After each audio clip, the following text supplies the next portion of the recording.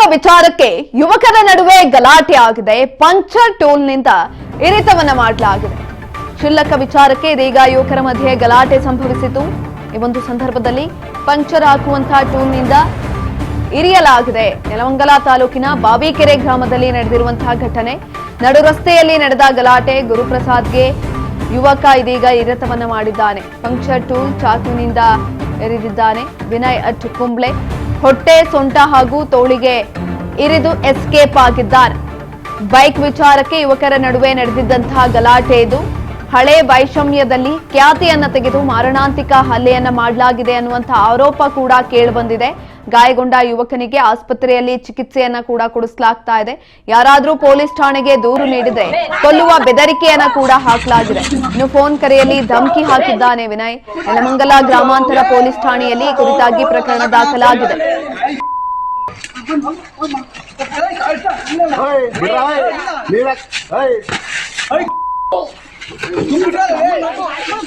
ಕ್ಷುಲ್ಲಕ ವಿಚಾರಕ್ಕೆ ಯುವಕರ ನಡುವೆ ಗಲಾಟೆ ಆಗಿರುವಂಥದ್ದು.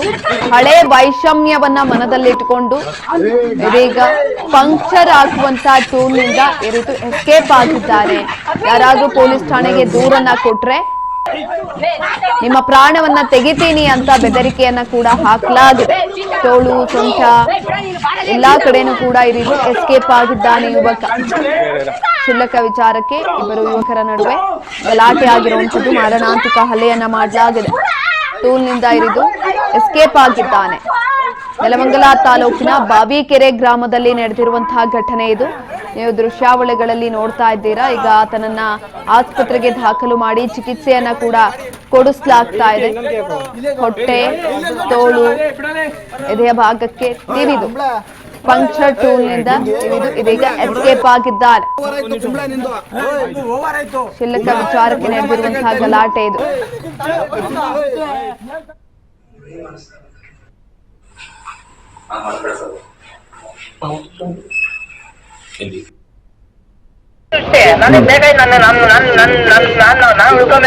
ನಾನು ಅದನ್ನ ಕೇಳ್ತಾ ಇರೋದು. ಯಾರು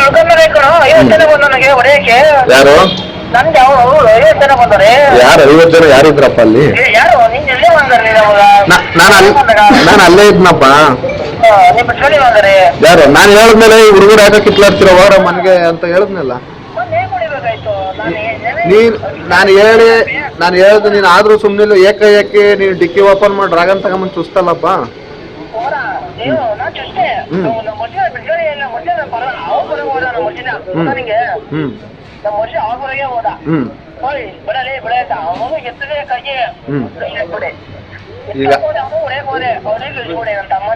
ಈಗ ನೀನ್ ಏನ್ ಮಾಡ್ಬೇಕು ಅಂತ ಇದ್ಯಪ್ಪ ಗ್ರಾಮದಲ್ಲಿ?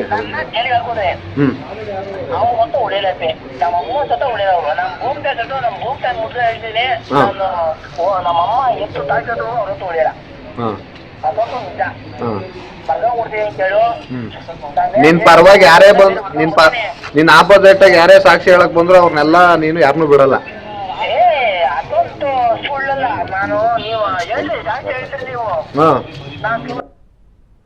ಸಪೋರ್ಟ್ ಯಾರು ಮಾಡ್ತಿರ್ಲಿಲ್ಲ. ಏನೋ ಚಿಕ್ಕ ಏಜ್ ಹುಡುಗ ಇವತ್ತು ಕಲಿತಾನೆ ನಾಳೆ ಕಲಿತಾನೆ ಅಂತ ಹೇಳಿ ಏನೋ ಒಂದು ಅನುಕಂಪದ ಮೇಲೆ ಕರ್ಕೊಂಬರೋರು. ಏನಾತನ ಸಮಸ್ಯೆ? ಏನು ಸಮಸ್ಯೆ ಅಂದ್ರೆ ಡ್ರಿಂಕ್ಸ್ ಮಾಡೋದು. ಡ್ರಿಂಕ್ಸ್ ಮಾಡ್ಲಿಲ್ಲ ಅಂದ್ರೆ ಅವನೇನು ತೊಂದರೆ ಇಲ್ಲ. ಡ್ರಿಂಕ್ಸ್ ಮಾಡಿದ್ರೆ ಯಾರ ಮೇಲೆ ಬೇಕಾ ಅವ್ರ ಮೇಲೆ ಜಾತಿ ಮಾಡೋದು. ಇವತ್ತು ಯಂತ್ರಲ್ಲ ಅಂದ್ರೆ ಅದ್ರಲ್ಲಿ ಹೋಗಿ ಹುಡುಗನ ಮೇಲೆ ಹಲ್ಲೆ ಮಾಡಿದ್ದಾರೆ. ಆತನ ಪರಿಸ್ಥಿತಿ ಹೇಗಿದೆ?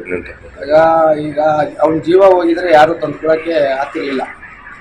ಜೀವ ಯಾರದೇ ಆಗಲಿ, ನಮ್ಮ ಮನೆಗೆ ಆಗಲಿ ಅವ್ರ ಮನೆಗೆ ಆಗಲಿ, ಈಗ ಅವ್ನ ನನ್ನ ಜೀವ ಹೋಗಿದ್ರೆ ಅವ್ರ ಮನೆಯವ್ರು ಬಿಡ್ತಾರ? ಬಿಡಲ್ಲ. ಅವ್ರ ಫ್ಯಾಮಿಲಿಗೆ ಯಾರು? ಈಗ ಊರಲ್ಲಿ ಮುಂಚೆ ಏನೋ ಬಟ್ಟೆ ಎಲ್ಲ ಬಿಚ್ಚಾಕೊಂಡು ಯಾರನ್ನ ರೇಪ್ ಮಾಡ್ತೀನಿ ಅಂತ ಬೇರೆ ಓಡಾಡ್ತಿದ್ರಂತೆ. ಏನಂತ ಕತೆ? ಇವೆಲ್ಲ ಆಗವೆ ಬೇಜಾನ್ ಕಂಪ್ಲೇಂಟ್ಗಳು. ಊರ ಹತ್ರ ವಾಲಿಬಾಲ್ ಆಡ್ಕೊಂಡು ಇದ್ದು ಅವಾಗ ವಾಲಿಬಾಲ್ ಆಡ್ಕೊಂಡು ಕೂತಿದ್ದು. ಸುಮ್ಮನೆ ಅಲ್ಲಿ ಶಕ್ತಿ ಇದೆ ಅವಾಗ ಅಲ್ಲಿ ಕೂತಿದ್ದು.